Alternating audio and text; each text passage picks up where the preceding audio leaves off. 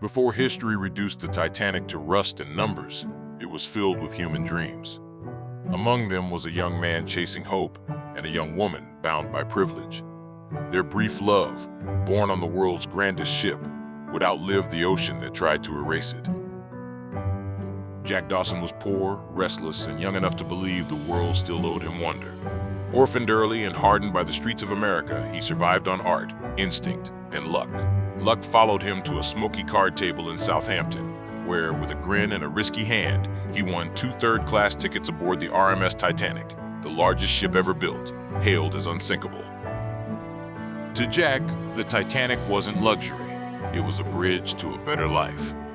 He boarded with nothing but a sketchbook, a borrowed coat, and dreams far bigger than his pockets. Below deck, laughter echoed through crowded halls as immigrants danced and toasted to futures not yet written.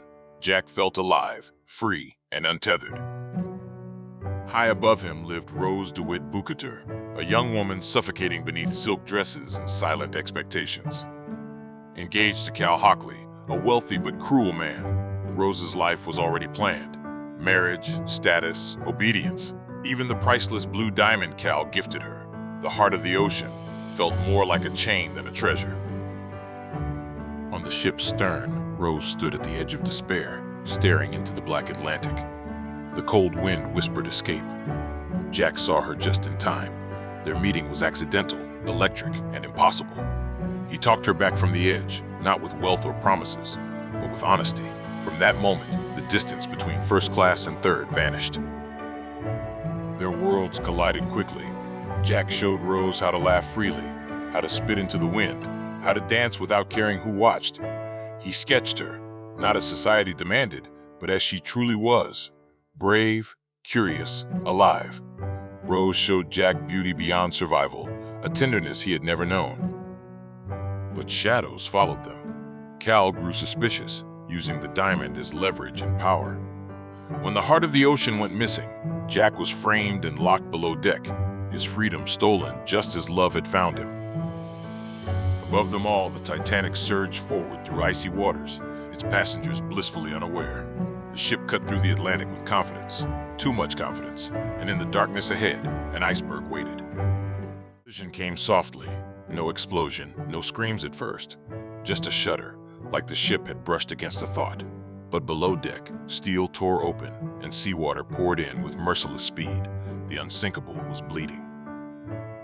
Jack escaped his chains with Rose's help as panic spread. Corridors flooded, alarms rang, and disbelief turned into terror. The ship tilted slightly, then more. Orders were shouted, lifeboats were uncovered, but there were too few, and too many lives. In first class, women and children were ushered forward. In third class, gates were locked, confusion reigned. Jack and Rose ran through rising water, slipping, gasping, clinging to each other as the ship became a maze of fear. On deck, the night was cruelly beautiful. Stars shone as if nothing was wrong. The band played on, trying to calm the doomed. Rose was offered a place on a lifeboat, safety within reach. She stepped in, then looked back. Jack stood behind the railing, powerless. She jumped back onto the sinking ship. Together, they fought for survival as the Titanic groaned and split apart. People screamed, others prayed, some froze in shock. The sea swallowed the ship piece by piece until, at last, the stern rose into the air and the Titanic broke, dragging hundreds into the freezing Atlantic. Jack and Rose found a floating wooden panel. It could only support one. Jack lifted Rose onto it, ignoring the cold biting into his bones.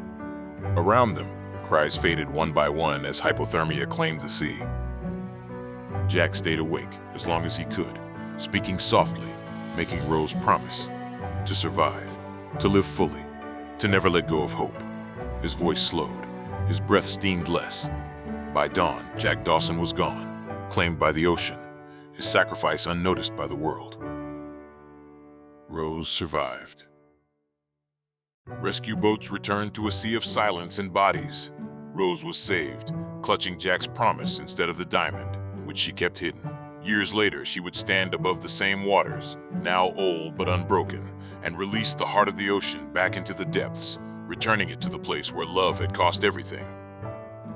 Jack left no grave, no record, no monument, but he lived on in Rose's memories, and every risk she took, every life she truly lived, because he taught her how. The tragedy of the Titanic is not only about a ship that sank, but about the choices people made when time ran out.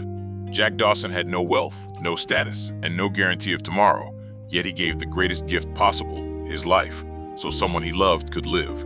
Rose, surrounded by luxury, discovered that comfort without freedom is another kind of prison.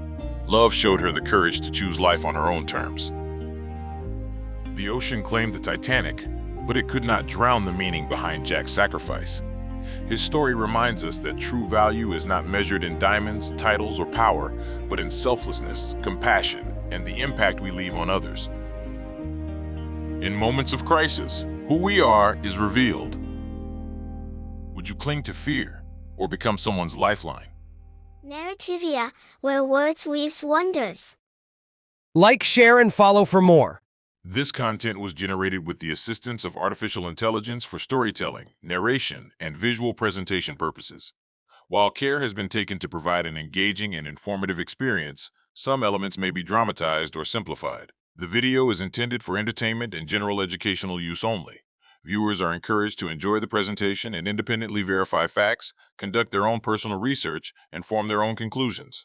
The creator assumes no responsibility for interpretations or actions taken based on this content. Thank you.